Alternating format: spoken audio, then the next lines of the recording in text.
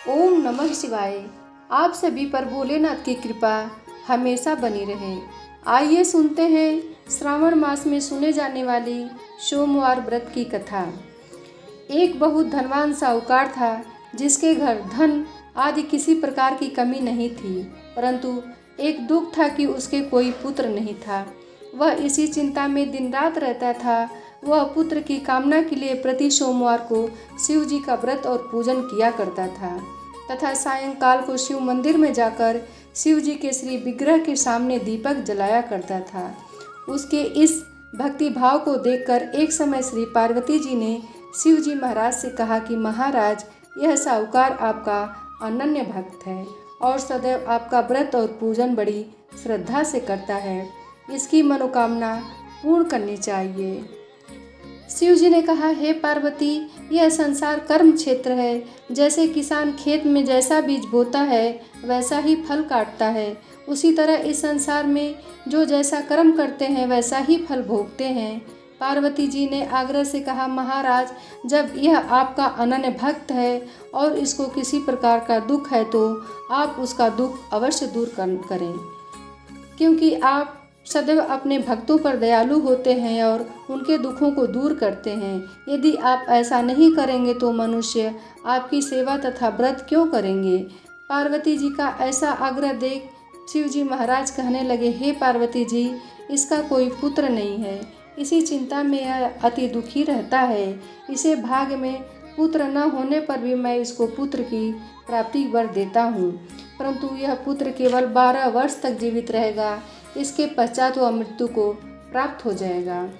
इससे अधिक मैं और कुछ इसके लिए नहीं कर सकता। यह सब बातें साहूकार सुन रहा था। इससे उसको न कुछ प्रसन्नता हुई और न ही दुख हुआ। वह पहले जैसा ही शिव जी की पूजा और व्रत करता रहा। कुछ काल व्यतीत हो जाने पर साहूकार की स्त्री गर्भवती हुई और 10वें महीने में उसके गर्भ से अति सुंदर पुत्र की प्राप्ति हुई। साहूकार के घर में बहुत खुशी मनाई गई, परंतु साहूकार ने उसकी केवल 12 वर्ष की आयु जानकर कोई प्रसन्नता प्रकट नहीं की और न ही किसी को भेद ही बताया। जब वह बालक 11 वर्ष का हो गया तो उस बालक की माता ने उसके पिता से विवाह आदि के लिए कहा, तो वह साहूकार कहने लगा कि मैं इसका विवाह नहीं करूँगा, अपने पुत्र को काशी जी पढ़ने के लिए भेजूँगा। फिर साहूकार ने अपने साले अर्थात बालक के मामा को बुला उसको बहुत सा धन देकर कहा, तुम इस बालक को लेकर काशी जी पढ़ने जाओ। रास्ते में जिस स्थान पर जाओ यज्ञ करते और ब्राह्मणों को भोजन कराते जाओ। वह दोनों मामा भांजे यज्ञ करते और ब्राह्मणों को भोजन कराते जा रहे थे।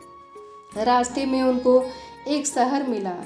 उस शहर में राजा की कन्या का विवाह था और दूसरे राजा का लड़का जो विवाह कराने के लिए बारात लेकर आया था वह एक आंख से काना था। उसके पिता को इस बात की बड़ी चिंता थी कि कहीं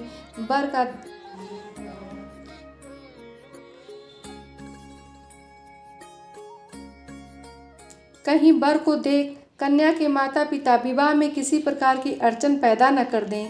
इस कारण जब उसने अति सुंदर सेठ के लड़के को देखा तो मन में विचार किया कि क्यों न द्वार पूजा के समय इस लड़के से वर का काम चलाया जाए। ऐसा विचार कर वर के पिता ने उस लड़के को वर के कपड़े पहना तथा घोड़ी पर चढ़ा दरवाजे पर ले गए और सब कार्य प्रसन्नता से पूर्ण हो गया।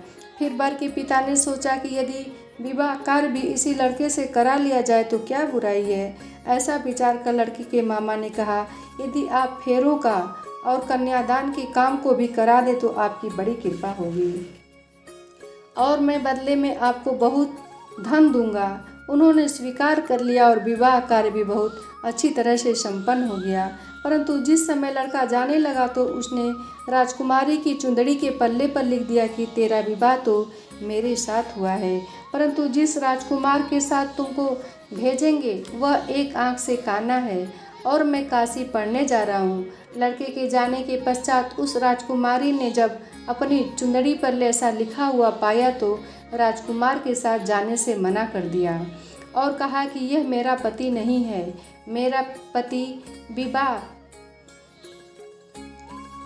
मेरा विवाह इसके साथ नहीं हुआ है। वह तो काशी जी पढ़ने गया है। राजकुमारी के माता पिता ने अपनी कन्या को विदा नहीं किया और बारात वापस चली गई।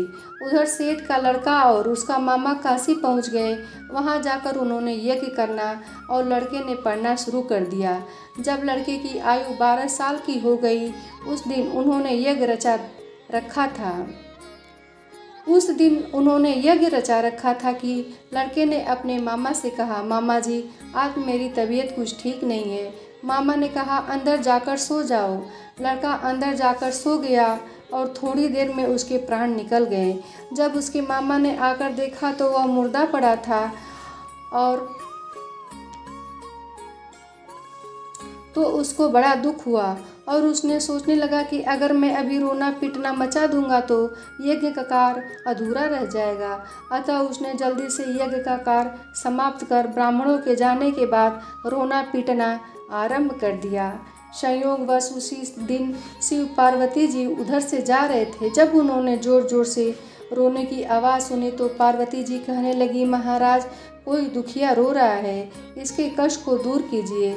जब शिव पार्वती ने पास जाकर देखा तो वहाँ एक लड़का मुर्दा पड़ा था। पार्वती जी कहने लगी, महाराज, यह तो उसी सेठ का लड़का है जो आपके वरदान से उत्पन्न हुआ था। शिव जी कहने लगे, हे पार्वती, इसकी आयु इतनी सी थी जो भोग चुका है। जब पार्वती जी ने कहा, हे महाराज, इस बालक को और आयु दो, नहीं तो इसके माता पिता तड़प तड़प कर मर जाएंगे। पार्वती जी के बार बार आग्रह करने पर शिव जी ने उनको वरदान दिया और शिव जी महाराज की कृपा से लड़का जीवित हो गया। शिव पार्वती कैलाश चले गए। तब लड़का और मामा उसी प्रकार यज्ञ करते तथा ब्राह्मणों को भोजन कराते अपने घर की ओर चल पड़े। रास्ते में वे उसी शहर में आए जहाँ उसका विवाह हुआ था।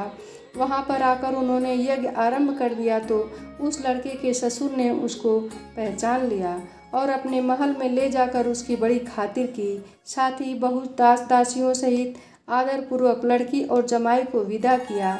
जब वे अपने शहर के निकट आए तो मामा ने कहा, मैं पहले तुम्हारे घर जाकर खबर कर आता हूँ। जब उस लड़के का मामा घर पहुंचा तो लड़के के माता पिता घर की छत पर बैठे थे और यह प्रण कर रखा था कि यदि हमारा पुत्र सकुशल लौट आया तो हम राजी खुशी नीचे आएंगे, नहीं तो छत से गिरकर अपने प्राण खो देंगे। इतने में उस लड़के के मामा ने आकर यह समाचार दिया कि आपका पुत्र आ गया है, तो उनको विश्वास नहीं आया। तब उसके मामा ने शपथ पूर्वक कहा कि आपका पुत्र अपनी स्त्री के साथ बहुत सारा धन लेकर आया है। तो सेठ ने आनंद के साथ उसका स्वागत किया और बड़ी प्रसन्नता के साथ रहने लगा।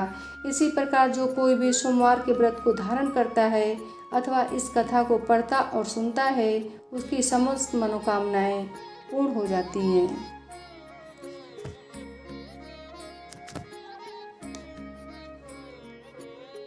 आइए अब सुनते हैं शिव जी की आरती।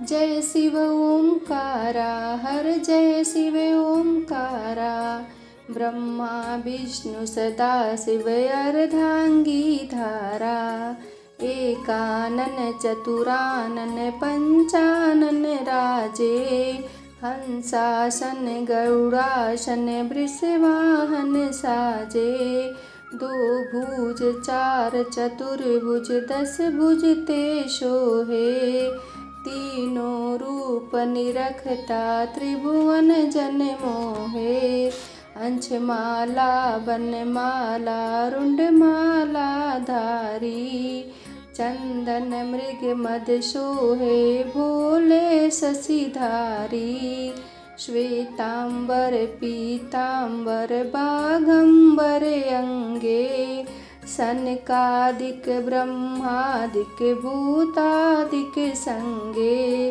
कर में श्रेष्ठ कमंडलु चक्र त्रिशूल धरता, जग करता जग भरता जग पालन करता, ब्रह्मा विष्णु सदा शिव जानत अविवेका, प्रणाम अक्षर के मध्य ये तीनों एका, त्रिगुण स्वामी जी की आरती जो कोई नर गावे, कहत शिवानंद स्वामी मन वांछित फल पावे। जय शिव ओंकारा, हर जय शिव ओंकारा।